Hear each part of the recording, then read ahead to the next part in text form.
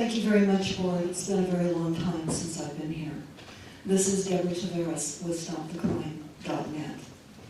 I say that because there is a very significant YouTube there on Stop the Crime. And one of the reasons why I was not here for 2.5 years. I used to be a regular attendee here. But Pacific Gas and Electric was intercepted with a download of documents professing the fact that they were going to be using directed energy weapons satellite-based on Sonoma County. That has been up on YouTube with a plan to burn up Northern California.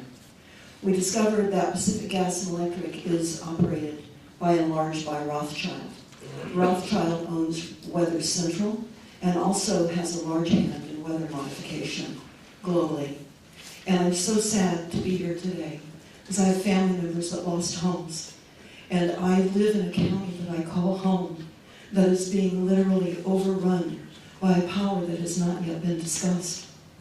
And I'm horrified and sad to be here right now. Very sad. But the plan to burn up Northern California was real. It was your first early warning. And they were emails that were sent to other government officials knew about this. And I would ask you, please, to watch the YouTube, listen to it, because the second plan of burning up Northern California hasn't yet happened, but it will. It will happen. So Pacific Gas and Electric is Rothschild. Everybody listening can type in PG&E followed by Rothschild. You can also type in Edison International in Southern California followed by Rothschild. You will in fact find out that Rothschild is behind all of the utilities nationwide. This is why our grid is not hardened up against an EMP, electromagnetic pulse.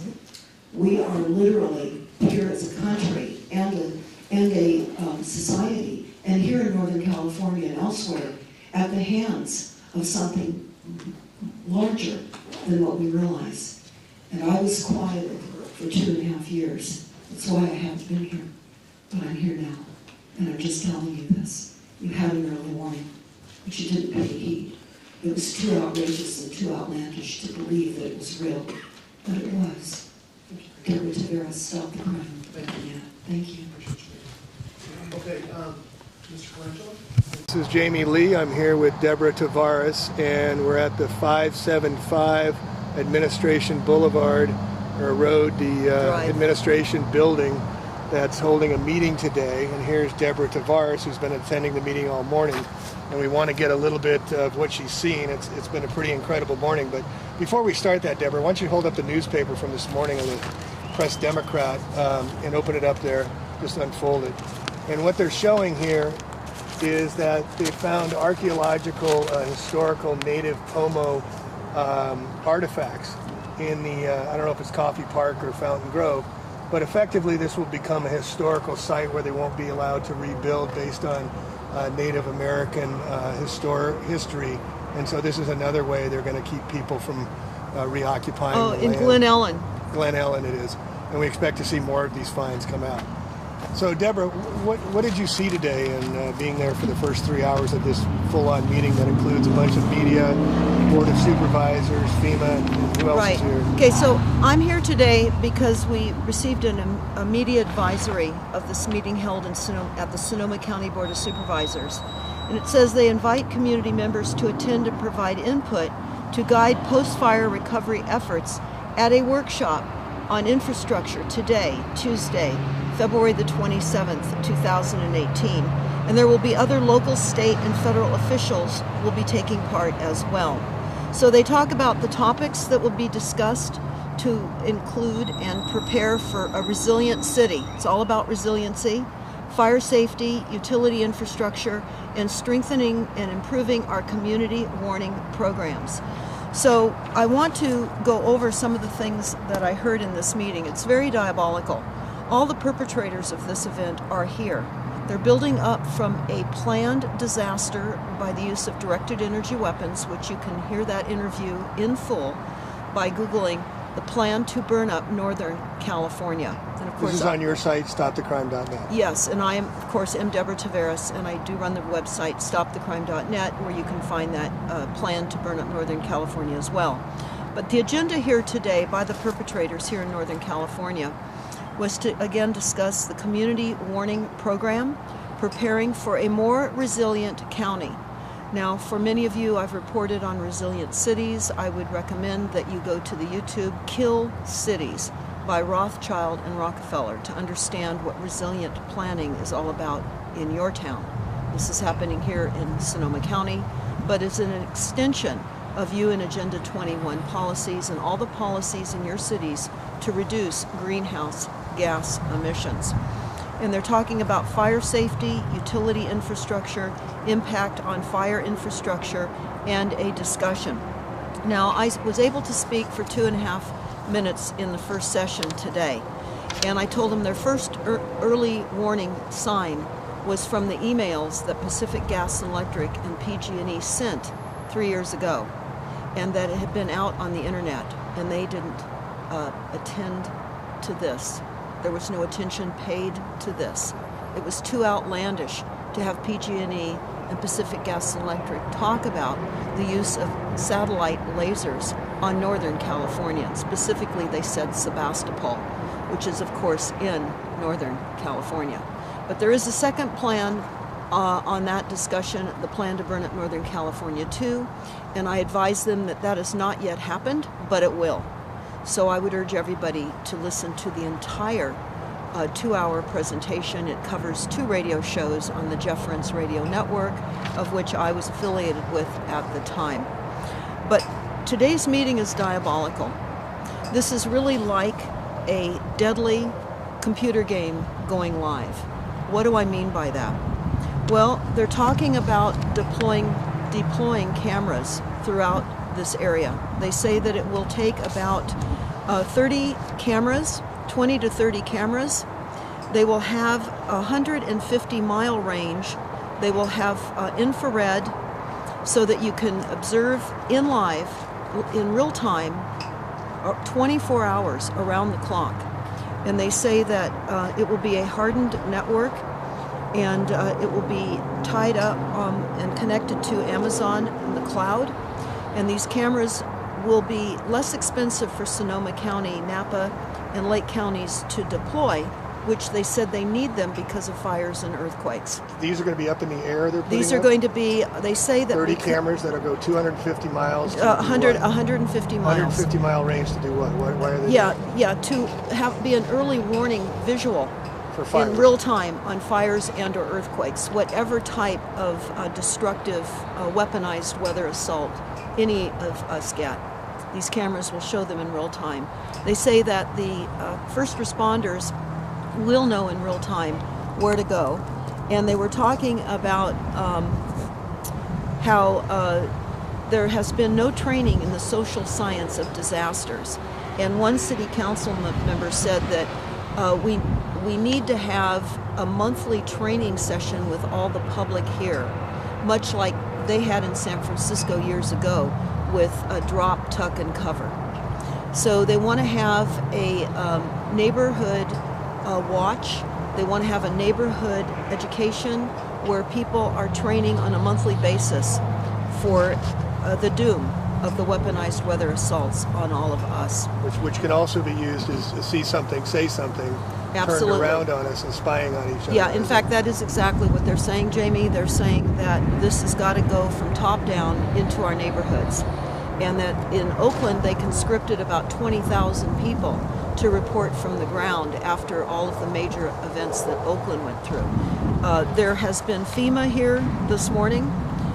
There has been, and the next session, which is going to start here shortly, is going to be all about making Sonoma County resilient. So again, I asked all of you to type in 100 resilient cities, and you'll find out who's behind that. It's Rockefeller. You will understand that this is for climate refugees. This is what they are doing globally now and in the United States. They are creating climate refugees to herd us in to available housing after they have literally destroyed the housing that is available to us. And as we pointed out as we started this program, already showing why some homes will not be able to be rebuilt because of the unearthing of relics ancient artifacts. This is going to expand. We're going to cover this locally. We're boots on the ground. We're coming live right now.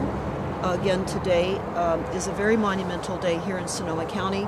We will be posting this entire meeting on stopthecrime.net so that you can watch it in segments. It is something extremely important. I realize that it is a long post, but there are segments in it that all of you need to take the time to watch and listen, because this is headed to you. And this is as a result of a weaponized weather assault. And that is now the new norm, increased weaponized weather assaults. We have been told that fire season in California will no longer be just a fire season as it had been in the past. It will be all year long.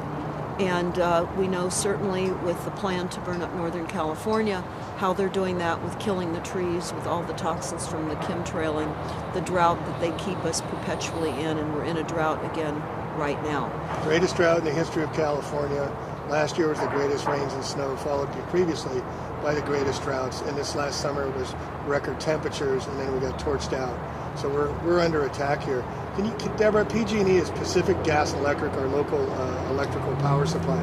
Can you speak and talk to me what you talked about last night with me about the documentation on our homeowners' bills with PG&E about the EMF frequencies? Yes, actually, I will be putting that up on stopthecrime.net, but the bill inserts in our monthly billing with Pacific Gas and Electric and also Southern California Edison. Any of you listening right now can just type in and look at your bill inserts online about the explanation of EMF, electromagnetic frequencies. They describe electromagnetic frequencies as something that is common to our use of electricity and appliances, etc. They are saying that the health deficits of electromagnetic frequencies is inconclusive by international, national, and California standards. While they say there's no known health effects or problems from the electromagnetic frequencies, they then negate what they say by saying, but it is inconclusive, and consensus requires that they continue to review the subject. So what is happening in our bills is the admission from our electric companies and gas companies that they are saying that it in fact does cause health damage. And they're not sure as to what effect it's caused by or how much it's causing, so they must put the disclaimer in the documentation we get mailed every month, correct? And they do. And what they say is that if we're concerned about the amount of frequencies that we're receiving, if we have sensitivity, many people are EMF electric sensitives, they say that you can reduce your own frequencies in your homes by turning off your appliances, not using an electric razor, not using a hair blower, not using your flat screen television set, your cell phone, etc. Turning off your Wi-Fi, moving it away from your head, I think. Yes, moving it away from your head. In other words, they're making it our responsibility to reduce the increased frequencies that they're killing us with. And they've warned us so legally, like all the rest of the drug companies with all the syndromes, they say they've warned us, so it's caveat emptor, it's our responsibility to take charge of our own lives and what's happening to us. That's absolutely correct.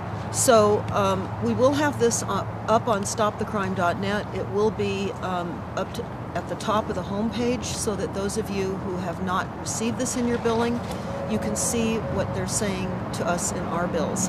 It's diabolical. And there's other meetings like the 5G going in here, as we've chronicled before. There's 4 meetings going on because there was a newspaper article about people protesting putting in the 5G, and now they're hosting 4 meetings as well.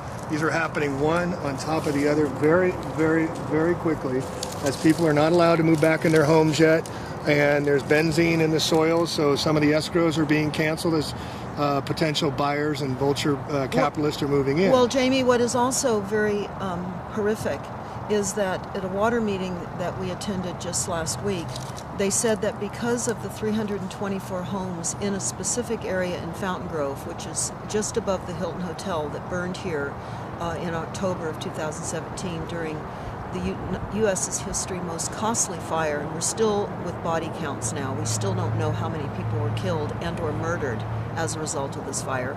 But what they're saying about these 224 homes, of which there were only a few homes left standing, the water started to taste bad and smell bad, so those few occupants that were still able to live in homes that were there reported it. The county has had lab tests. They found benzene in the water.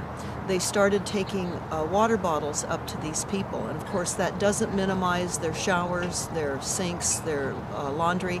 They were also told not to water their landscaping because the benzene, which is of course cancer causing and other kinds of ailments before you die of cancer, they said don't water your plants because it will seep down into the groundwater table. So there's still people living up in Fountain Grove, which we now call Fountain Grave, drinking and being exposed to benzene. But what they also said at this meeting was that the city would issue building permits for rebuilds in that specific benzene-contaminated area, but they would not be issuing occupancy permits because the benzene and the infrastructure of the water system would have to be replaced, and they're still working at getting to the bottom of this contamination, of which they claim they don't understand what the bottom of the contamination is, just like they're saying they don't know what the reality of these fires are, and they still haven't weighed in on that. 4 months later, they still cannot tell us officially, with all their experts in forensics, fire forensics, and Captain or Chief Ken Pimlott of CAL FIRE. I called him out directly. Shame on him for not being able to even give us an idea of how over 60 fires started in the middle of the night and started out of nowhere when no storms were forecast. So I wanted to kind of finish this on a positive note. I went to a wonderful meeting that you put together last week, a health symposium, Deborah, and it was so wonderful to see the activists combined with health practitioners. We had holistic people, we had crystal people, we had holistic herbal medicines, we had salad masters, a wonderful gal doing cooking classes, which we're going to do ourselves on using non-toxic cookware, which I didn't know anything about, and that was very educational. But it was a wonderful way to bring communities together. And you know, we talk a lot about dark and doom and gloom, but there are solutions of what we can do. And I saw that last week and got very encouraged and very empowered to see. We talked about activism and what was going on, but we had a solution based of how you can use zeolite, you can use thermaline, you can use shungite. I just went down after the talk and got some shungite for my son and for myself, and crystals for energy healing as well. And preventing the assaults of electromagnetic frequencies on our homes and to our bodies. Crystals are extremely important. We'll be talking more about that as we move through more solutions coming soon, and specifically telling all of you where you can get crystals, because we've made contact with an international exporter of crystals who has opportunity to go into South America to the crystal mines, and he's extremely well known, and he's boxing up crystals and telling people how to position them in their homes and around their property, which does reduce the psychotronic weapon assaults onto our properties. He explained how crystals were our advantage in World War II as quartz in radios, yeah. And that was very, very interesting. And of course, many people are unaware of the importance of crystals. So we really want to underscore the importance of crystals as we find our environment being further layered with frequencies that are happening. What we're also noticing is that the Verizon assault with putting in these additional frequencies throughout our communities is happening throughout the county. In fact, you will find that generally these types of agendas start going through the country. When we first discovered the deployment of the smart meters, it was not just here in Northern California or Southern California. We just happened to notice it when it was already 75% deployed upon us with smart meters. So what you need to do is you need to look and find out what your city is doing with engaging your utility companies or your wireless companies to deploy streetlights, to deploy additional additives to all of your existing infrastructure, to prevent dropped cell calls. That's how they'll promote this. And faster downloads of your videos, blah, blah, blah. Yes, right? and of course, the frequencies are what is going to absolutely destroy our cellular makeup and cause massive genocide. We also have on StopTheCrime.net a new document. It's entitled Population Engineering and Climate Action. It's at the top of the website. I would recommend that you all download this and understand how the PSYOPs is being played out. But as Jamie pointed out, it's important to link together with solutions, and that's what we're trying to do here in between reporting during these horrific meetings that we attend. So really want to encourage everyone that's listening right now, we have to engage. We must engage. We can no longer sit quiet, and we need to go forward with the love and hope for humanity, because that's where it is right now. We need to do all we can in creating awareness. That is our legacy. That is what we are here now for and what we are here now to do. So thank you so very much for listening, and pass this information along far and wide. More importantly, I will leave you with this. We have primary water. We do not have a water shortage.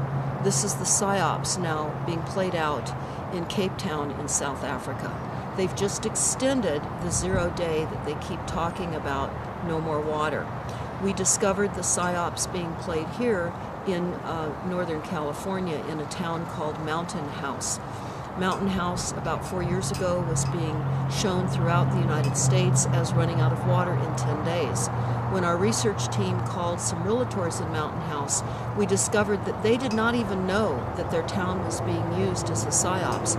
So as we looked into it, we found that Mountain House was purchased by Sun Trust in the mid-90s. We researched Sun Trust, which was Rothschild. Mountain House was built as an UN Agenda 21 smart city, fully self-contained. It runs by CCNRs. It has a very peculiar city setup, and the financing for buying homes is through the USDA. And this was just really literally a town set up to create a PSYOPs on limited water resources. They got busted. So you need to understand, we don't have a water shortage. When you hear water shortages being discussed, you need to go out and get the information out about primary water. So give me the elevator pitch on primary water. We did drill down 300 feet, and we got all the water we want? Is that? Well, no, actually, it surfaces. Primary Water Explained is a YouTube. Again, Primary Water Explained will tell you about the depths of water. It always surfaces. It's the process of hydrogen and oxygen. When that merges together, that creates vapor. It must surface as a water form. And it does here in California, and where you live as well, in hot and cold springs. Also geysers that spray up out of the ground endlessly, where oases appear in deserts, sometimes where it very seldom, if ever, rains. Also at the very top of these volcanic mountain peaks in Hawaii, where you see these beautiful cascading waterfalls continuing to flow endlessly. This is primary water. And they blew up the primary water amazing eighth wonder of the world called the Great Man-Made River Project that Muammar Gaddafi created for his people in Libya. That was blown off the map. You can type in the Great Man-Made Water Project and you can watch it being built in Libya. It was an amazing feat. And the Libyan people were given 75% of their water for free. Now keep in mind, this is pure, clean drinking water. We've only been taught about the secondary water cycle, which is rain and snowmelt. Rain and snowmelt is actually the process of the evaporation of primary water. So all of you need to know, we are floating on water. We are the water planet. And oftentimes we don't need to access it deeply, and sometimes we do. So again, Primary Water Explained is a good illustration on how you access water. So creating these false scarcities, we can make a scarce city, and we can control prices just like we do with the oil, now switching to batteries when we've had free energy for over 100 years with Tesla. And what I understand with the attacks on Libya, Gaddafi, there's a wonderful Muammar Gaddafi's manifesto. He had those people living in pleasure. They had free water, they Free had homes, free education. And it was a model for the future, and that's why they took him out. And he was just getting ready to back the dinar with gold. He wanted out of the Rothschild network. Just like Lincoln was going to back the greenback and Kennedy was going to switch to the dollar. They will not allow that to happen. And to segue into Bitcoin, they're allowing that to happen, so they want it to happen. It's not just rogue bunch of guys putting it out. They're going to a cryptocurrency and getting rid of the dollar bills, and then soon we'll have tattoos with our old datas on us and the rest of this. And the next segment, we're going to get into wetware. Yes, and I would urge all of you to go to primarywater.org. Share this site far and wide. Our children are getting very depressed, and I just was hearing this morning on the radio, Jamie, that they want 12-year-olds now to take a survey because they're seeing depression in children, and they want to start medicating them and having them go to seek psychiatric intervention. And of course, why not? Our children are being taught that there's just too many people using too much stuff, and that's not true. And we need to do all we can to raise our children up with the idea that the scarcity is not real. It's an entire psyops, building new markets up on top of false scientific realities. So we can do anything that's positive. It's to share the good news of water, plentiful, pure, clean, fresh drinking water. So we're going to be going back into this meeting shortly, and we'll have more to share as we roll into the afternoon here in what's left of Northern California. And I just wanted to add another thing with the water is grow your own food, folks. Teach your children how seeds work and where things come from. Get them as self-sufficient and as self-reliant, because as they're cutting down, we're going to have the market collapse. And when the market collapses, there's going to be a lot of poverty going on. They're already cutting 30% off mental health. They're kicking out the homeless again, cutting funding for everything. And this is while the Wall Street markets are doing extremely record highs. When the markets correct, which they're starting to do now, all of this will collapse. So we'll become self-sufficient, self-reliant, and join your community and join your neighbors. And I want to just take one moment here to thank a hero of mine, and that's Lou. Lou is on the cameras behind the scenes doing all the work, supporting Deborah and giving her the energy to come out here and providing the resources so we can see all this wonderful work this woman, this courageous woman is doing to help bring awareness, to help be the change we have to see. And please support Deborah at stopthecrime.net and do it yourself. It's not her doing the work that's going to make it better for everybody. It's all of us taking what she's doing and leveraging off it yourself in your own communities and in your own towns. Well, Jamie, while I appreciate the gratitude given towards Lou and myself, I also want to thank you, because while we only recently met, I want to say that it is so important that all of us connect with people that understand. That will help to fortify all of us. Stay aware. Watch Jamie's channel. What is your channel now? They keep taking me down. It's the back to the original one of Plain, APLANE Truth. And you can look it up and see how long I'm still up. But this is such important work. And just to make really clear, this is going to happen everywhere, or is happening everywhere, these rollouts. And we're called to these times, folks. It's time to step up on the plate. It's not about you. It's sacrificing for the sacred, like our parents did, like their parents did. And we're going to be the change we have to see. But it's not going to be the end result. We have to start making the change. And thank you, Deborah, for everything you're doing. Thank you so much. And thank you, Lou. Thank you, Jamie. Catch you next time. Hi, Deborah Taveras. I certainly do remind you that PG&E is currently under criminal probation. And Pacific Gas and Electric commiserated with the California Public Utility Commission in that email exchange about the laser DEW that was going to be used on Sebastopol in Sonoma County. So I know that this sounds crazy. It did to me at first too. But it came to our attention because PG&E's smart meter director tried to falsely integrate himself into a anti-smart meter movement. So that's how we came up with this email exchange. I think it's vitally important for you to check that out. I know that you have to work with now the perpetrator, as I see it, of this crime that happened to all of us. But I also want to talk about the smart meters and how the smart meters may have influenced the additional burning of the fires, because the smart meters have caused fires all over the world.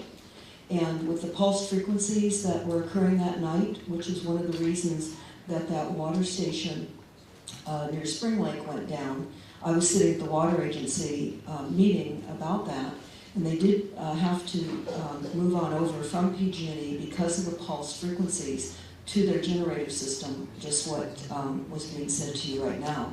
But it was pulse frequencies. They were browning out. And I know that many people in their homes were browning out too. So I think it's very important to take into consideration how did the smart meters facilitate the fires as well. I'd be curious to know what PG&E knew on the 16th floor of their weather room. On the 16th floor of the PG&E buildings, they have a meteorologist and a weather station. I actually had the opportunity to tour that, so it does exist. I'd be interested in knowing what PG&E knew about the weather conditions themselves that night, being certainly that Rothschild was involved in Weather Central. Thank you. Thank you for your comments. Mary Morrison, I have you next, followed by John Schenkel. Deborah, thank you very much for your Thank you, Mary. Yes, you are talking about the wrong way. You let your exploiters talk at length here. They all want more staff and more money to take care of this problem, which you are not addressing. This is melted aluminum. This is melted aluminum. I've got all kinds of them. I've got 6-foot-long pieces at home that I collected. This is a metal pan that went through it. It didn't melt. That's because the heat of these explosions was right around 1,400 degrees. This didn't melt. This did. These were explosions. They were not fires. You all talked about how extraordinary they were. And Supervisor Gorin talked about it was just like they were 50 years ago. We had the same fires coming down from Calistoga, so forth, in Santa Rosa. That took, what, 2 days? This took 4 hours. They weren't the same at all. You've got to start facing reality here. You're wasting a lot of time and money. And whether this thing's going to happen again, it'll only not happen again if you decide and uncover who caused it. And I submit it was an attack on this county, so you wouldn't listen to Mary and I and others, hoping that you will hold Congress accountable for bankrupting this country under Martial Law 107243. Thank you for listening. Thank you, sir. Mr. Ellis.